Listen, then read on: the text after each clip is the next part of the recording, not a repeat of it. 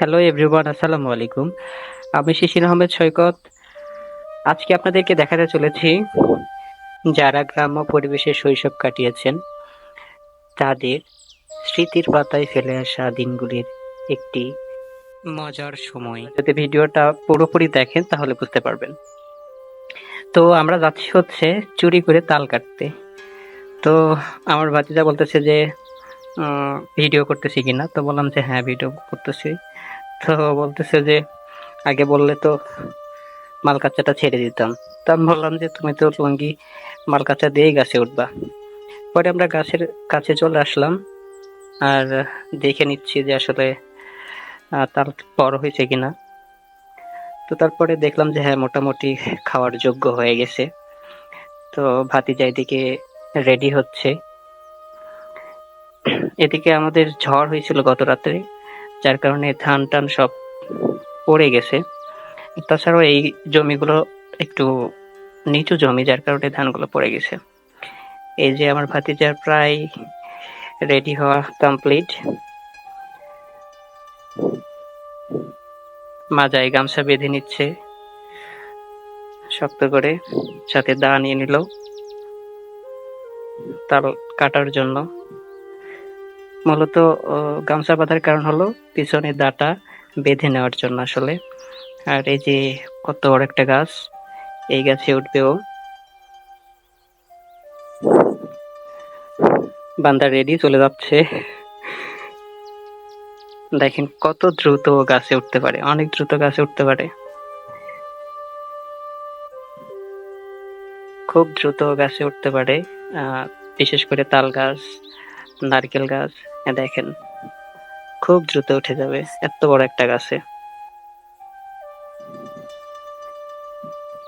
উঠেই গেছে প্রায়।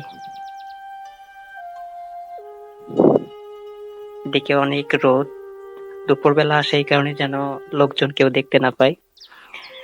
আহ এই যে উঠে গেছে একদম গাছের মাথা বরাবর উঠে গেছে। ওই যে একদম মাথায় উঠে বসছে। আমারে বলতেছে কাকা তালগুলো বড় হয়ে গেছে, খাওয়া যাবে। তো আমি বললাম যে ঠিক আছে তাহলে কাটো। এর মধ্যে এক বাধা কেটেও নিচে ফেলে দিছে কচি কচি তাল। দেখতে থাকেন। আমার আরেকটা ভাতিজা নিয়ে আসলো, সরি ভাই, এটা ভাতিজা না, এটা আমার ভাই, আমার চাচাতো ভাই হয়। সে লুকায় রাখলো যাতে কেউ দেখতে না পায়। আমাদের দিকে প্রচন্ড খেজুর গাছও আছে, অনেক খেজুর গাছ আছে। আমরা খেজুরের রস এরকম ভাবে চুরি করে খাই। আসলে এইগুলোর একটা আলাদা মজা আছে। যারা গ্রামে পরিবেশে বড় হয়েছে তারা এই বিষয়গুলো ভালো বুঝতে পারবে। তো তাল কাটা প্রায় শেষের দিকে, বাড়িতে আমার নেমে আসতেছে। আর এই তালগুলো আমরা একটু সাইডে নিয়ে যাচ্ছি, যেখানে থেকে কেউ দেখতে পারবে না। ওইদিকে বসে আমরা সবগুলো কাটবো, একটু ছায়া জায়গায় আহ গিয়ে তালগুলো কাটবো। ভাতিজা নেমে চলে আসছে। আমি আর ভাতিজাই যেগুলো খুলে গেছে সেই তালগুলো একটা গামছার ভিতরে নিয়ে যাচ্ছি।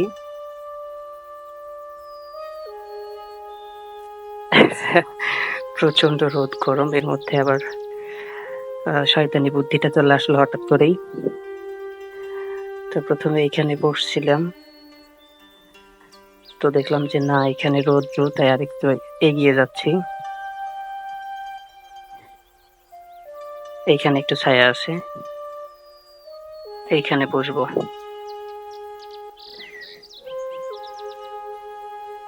ভাতিজা বসছে, আমার ভাই বসছে।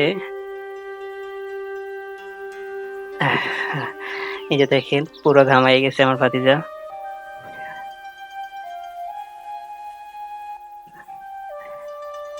একটা তাল কাটছি, এবারে খাচ্ছি।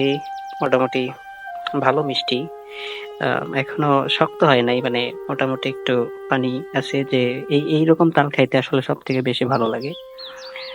তো ওই পাশ থেকে আমার ভাতিজা কাইটে কাইটে আমারে দিতেছে, আমি খাইতেছি। আর চারিদিকে দেখতেছে যে কেউ আসতেছে কিনা।